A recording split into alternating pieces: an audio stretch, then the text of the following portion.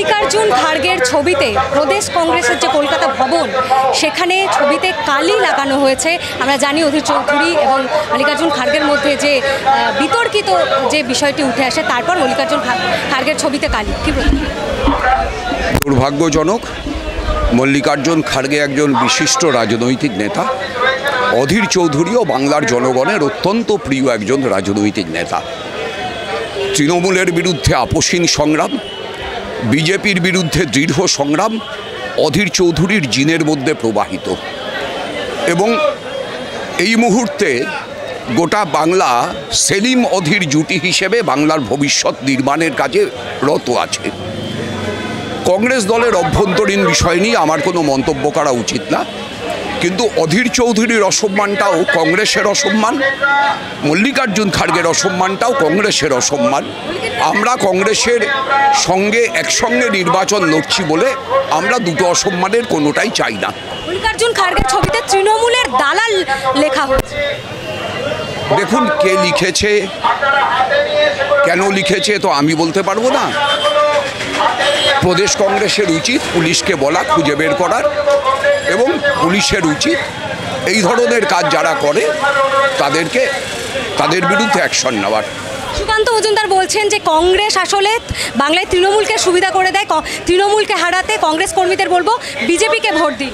যতক্ষণ প্রদেশ কংগ্রেসের নেতৃত্বে অধীর চৌধুরী আছেন, যতক্ষণ প্রদেশ কংগ্রেসের নেতা হিসাবে আব্দুল মান্নান, নেপাল মাহাতো, প্রদীপ ভট্টাচার্য, সুখবিলাস বর্মারা আছেন, ততক্ষণ পর্যন্ত কংগ্রেসকে তৃণমূলের দালাল সুকান্ত মজুমদার বলতে পারেন, আমাদের বামপন্থীদের মুখ দিয়ে বলানো যাবে না। আমরা বলবো কংগ্রেস ধর্মনিরপেক্ষ শক্তি হিসাবে বিজেপির বিরুদ্ধে লড়াইয়ে, কংগ্রেসের কেউ তো কোনোদিন বিজেপির মন্ত্রিসভায় মন্ত্রী হননি, কংগ্রেসের কেউ হননি, বামপন্থীদের তো প্রশ্নই আসে না।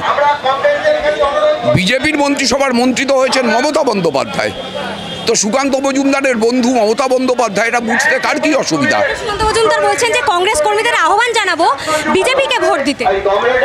সুকান্ত মজুমদার তো আহ্বান জানাবেনি, নিজের যার কর্মী নেই সে তো অন্য কর্মীদেরই আহ্বান জানায়। সুকান্ত মজুমদারের নিজের কোনো কর্মী আছে খুঁজে পাচ্ছেন গোটা রাজ্যে? সুকান্ত মজুমদার তো নিঃসঙ্গ, যিনি নিঃসঙ্গ হন তিনি তো সঙ্গী খোঁজেন। তো নিঃসঙ্গ একজন মানুষ অন্য কাউকে আহ্বান জানিয়েছেন, আহ্বান গ্রহণ করবে না কংগ্রেস। অধীর চৌধুরীর এই আহ্বান গ্রহণের কোনো প্রশ্নই আসে না। অধীর চৌধুরীর মতো দৃঢ়চেতা বিজেপি বিরোধী, সাম্প্রদায়িকতা বিরোধী মানুষ কটা জন্মেছে? এসব অর্থহীন কথাবার্তা কেন সুকান্ত মজুমদার এসব আহ্বান জানায় আমি জানি না, এর কোনো অর্থ নেই। যে খাড়গে এবং অধীর চৌধুরীর মধ্যে এই যে বিতর্কিত বিষয়টা উঠে এলো, মমতা ব্যানার্জি তো ইন্ডিয়া জোট নিয়ে মন্তব্য করার পরে এই যে চতুর্থ দফা ভোট হয়ে যাওয়ার পর হঠাৎ ইন্ডিয়া জোটের প্রসঙ্গ মমতা ব্যানার্জির মুখে, কোথাও গিয়ে কি বিতর্ক তৈরি করার জন্য কি মনে করেন? হঠাৎ করে বলছেন ইন্ডিয়া জোটকে বাইরে থেকে সমর্থন করবেন। মমতা ব্যানার্জির প্রথম থেকে উদ্দেশ্য ছিল ইন্ডিয়া জোটের বিশ্বাসযোগ্যতায় ভাঙন ধরানো। উনি আলাদা করে উদ্ধব ঠাকরের সঙ্গে কথা বলেছিলেন, যতক্ষণ নীতিশ কুমার ছিল আলাদা করে নীতিশ কুমারের সাথে কথা বলেছিলেন, কেজরিওয়ালের সাথে কথা বলেছিলেন, অখিলেশ যাদবের সাথে কথা বলেছিলেন, সব জানেন আপনারা দেখিয়েওছিলেন। তারপরে কোথাও হালে পানি না পেয়ে, পাত্তা না পেয়ে উনি হঠাৎ একা একা ঘোষণা করে দিলেন পশ্চিমবাংলায় আমি ইন্ডিয়া বলে দিলেন। উনি কি বলছেন তাতে কার কি যায় আসে? উনার কথার কোনো মূল্য আছে বাংলার মানুষের কাছে? কোনো মূল্য আছে? উনি রামকৃষ্ণ মিশনকে গালাগাল দিচ্ছেন, ভারত সেবাশ্রম সংঘকে গালাগাল দিচ্ছেন, উনি বলছেন কোরআন, বাইবেল, গীতা শেষ হয়ে যাবে, তাও মমতা ব্যানার্জির উন্নয়ন শেষ হবে না। কোথায় নামাচ্ছেন নিজেকে? আমরা ঈশ্বরে বিশ্বাস করি না, উনি করেন বলে বলছি। ঈশ্বর যদি থেকে থাকেন উনাই সুমতি দেন।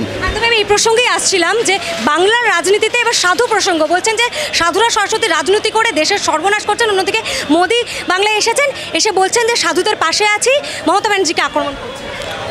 আচ্ছা, মমতা ব্যানার্জি এসব প্রসঙ্গ এখন তুলছেন? এই মোদিদের দলকে উনি ন্যাচারাল অ্যালাই বলেছিলেন, এই মোদিদের দলকে উনি দেশপ্রেমিক বলেছিলেন। এই মোদিদের পরিচালকদের কাছ থেকে উনি দুর্গা উপাধি নিয়েছিলেন। এই মোদিদের দলকে সঙ্গে নিয়ে একটার পর একটা নির্বাচন লড়েছেন। এই মোদিদের দলের সরকারের মন্ত্রী হয়েছেন, একবার নয় অনেকবার। তাদের সঙ্গে জোট করে নির্বাচন লড়েছেন, একবার নয় অনেকবার। কেন এসব বলেন? উনি কি ভাবেন মানুষ সব ভুলে যায়? মানুষের স্মৃতি এত দুর্বল? আমরা বিশ্বাস করি, আমাদের প্রয়াত নেতা জ্যোতি বসু বলতেন, মানুষই ইতিহাস রচনা করেন। সেই মানুষ ইতিহাস রচনার অপেক্ষায় আছেন। 4 জুন সেই ইতিহাস রচিত হবে বাংলার মাটিতে। মোদির সফর চলাকালীনই বাংলায় বিজেপিতে ভাঙন। ঝাড়গ্রামের কুনার হেমব্রম তিনি তৃণমূলে যোগ দেন অভিষেকের হাত ধরে। কত টাকার বিনিময়ে আমি জানি না। তৃণমূল থেকে বিজেপিতে আসা, বিজেপি থেকে তৃণমূলে যাওয়া তো রেগুলার ব্যাপার। বিজেপির 3 জন এমএলএকে মমতা ব্যানার্জি টিকিট দেননি লোকসভা লড়াইয়ের জন্য। রায়গঞ্জের কৃষ্ণকল্যাণী কাদের বিধায়ক? বিজেপির তো। কাদের প্রার্থী? তৃণমূলের তো। রানাঘাটের মুকুটমণি অধিকারী কাদের বিধায়ক? বিজেপির তো। কাদের লোকসভা নির্বাচনে প্রার্থী? তৃণমূলের তো। বনগাঁর বিশ্বজিৎ দাস কাদের বিধায়ক? বিজেপির তো। লোকসভায় কাদের প্রার্থী? তৃণমূলের তো। এ কি আশ্চর্য হওয়ার কি আছে? বিজেপি থেকে তৃণমূল, তৃণমূল থেকে বিজেপি, কি আশ্চর্য হওয়ার আছে? এরপর কোন দিন দেখবেন অভিষেক ব্যানার্জি তার গোটা দলবল নিয়ে বিজেপিতে যোগ দিয়েছেন। অসুবিধার কি আছে? এগুলো রেগুলার ব্যাপার। এগুলো রাজনীতিতে এই দলবদল, এটাকে একটা আর্টে পরিণত করে ফেললেন মমতা ব্যানার্জি। এটার আর কোনো ইম্পর্টেন্স বাংলার রাজনীতিতে নেই। মানুষেদের ঘৃণা করে।